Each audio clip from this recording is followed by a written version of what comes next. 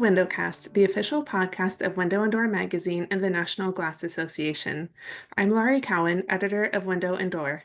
I'm here today with Deb Callahan, CEO of the National Fenestration Rating Council, and we're here to discuss equity in the workplace and developing executive presence for women.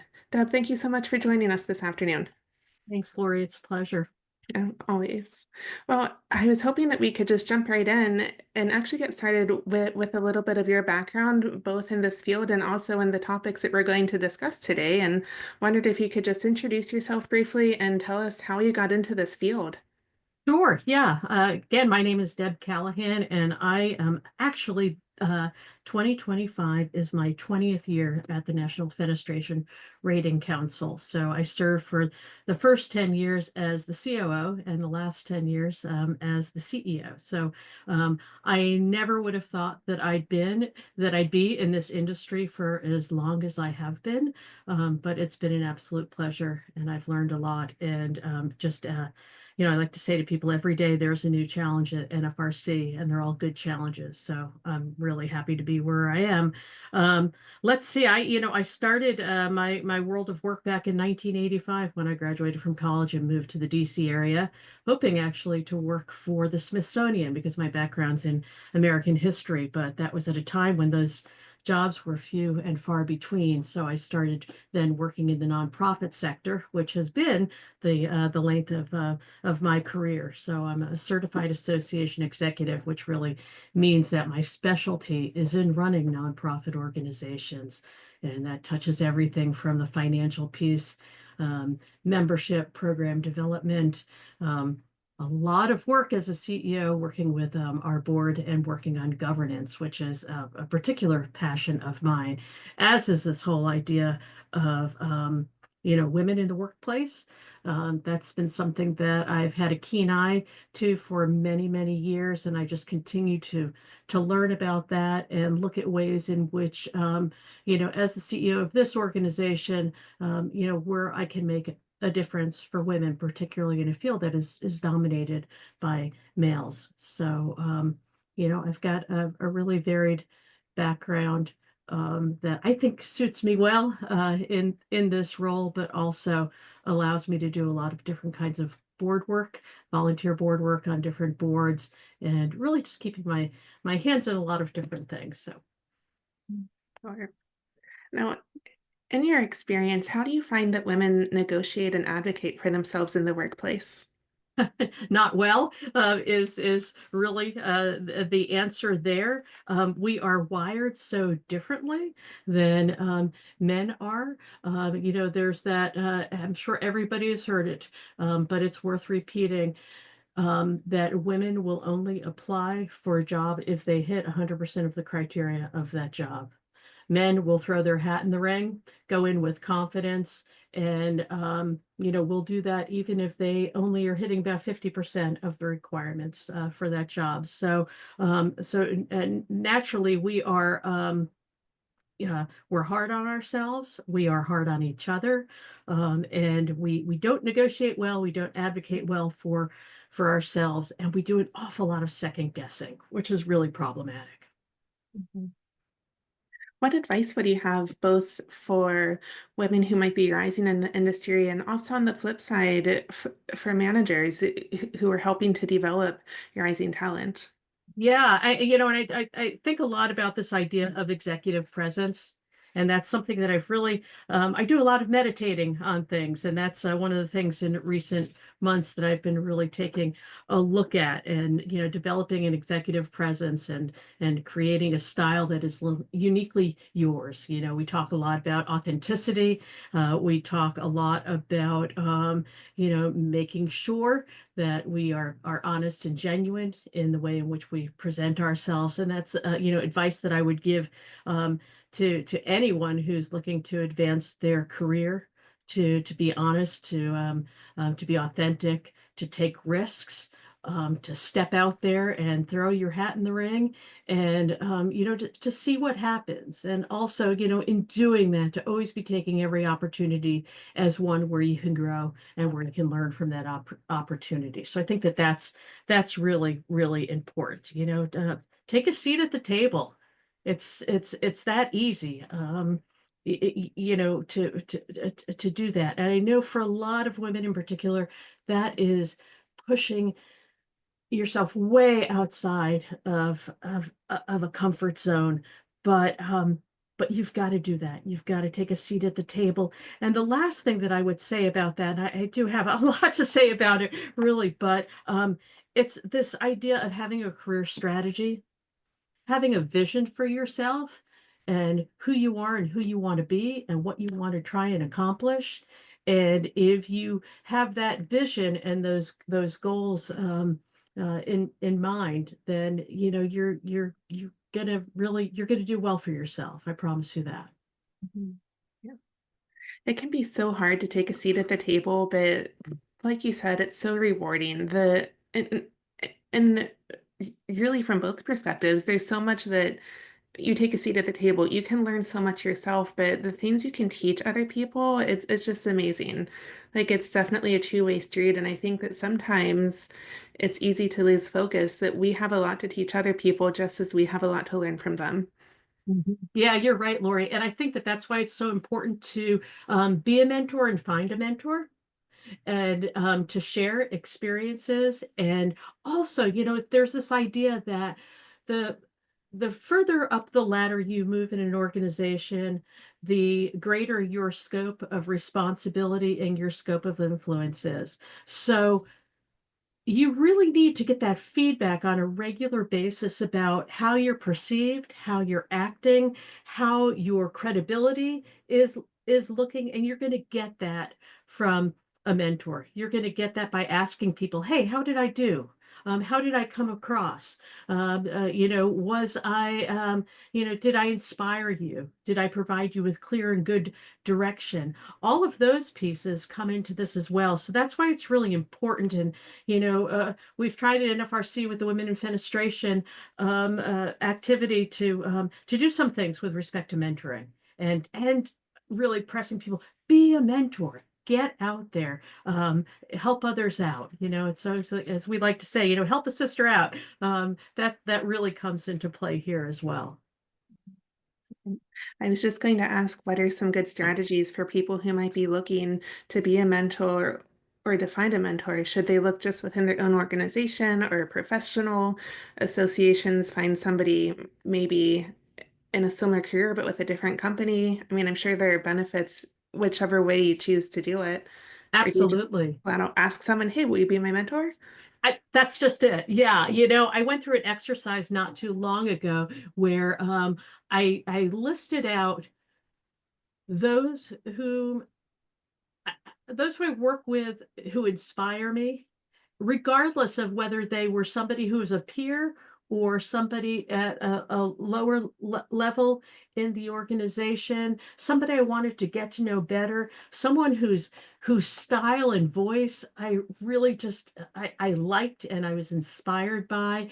And that allowed me to think outside the old school way of this idea that a mentor's got to be somebody older, somebody who's got more experience. That doesn't necessarily have to be the case. It's somebody definitely who you want to learn from, but it can really be anybody. And to your point, Lori, too, it's step outside your organization. Come up with that list. If there's someone that from another organization, from a social group, what have you, whom you think, gosh, I would love to be able to sit down with this person, have a cup of coffee, pick their brain. It can be as easy as that. And the other piece of this too is it doesn't have to be another woman. We often think that the only place where we're going to get honest and true feedback is from another woman. That's not necessarily the case. There are people out there. I think part of to me, the greatest joy of being out there and meeting people is you meet the neatest kinds of people and people who all have stories. For me, it's I want to learn from people. I want to know their story. I want to know how they, what makes them successful, how they define success, and just engaging that way. Really takes a little bit of the pressure off of, oh my God, I've got to find a mentor. Oh gosh, this is going to be terrible. Oh my gosh, I'm going to be rejected.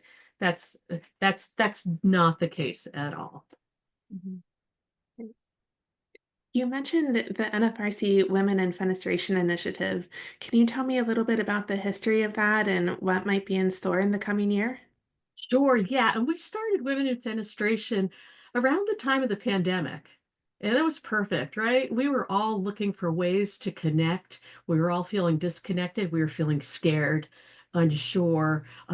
We were missing our colleagues at work, and we were used to going in and seeing at the office. And we were also, taking some time to look at the population of the NFRC membership who comes to our meetings and seeing also looking at the industry and the predominantly male, but yet there are a lot of powerful females in the industry as well. So we thought, hey, let's create a network for women where we can do everything from just building community and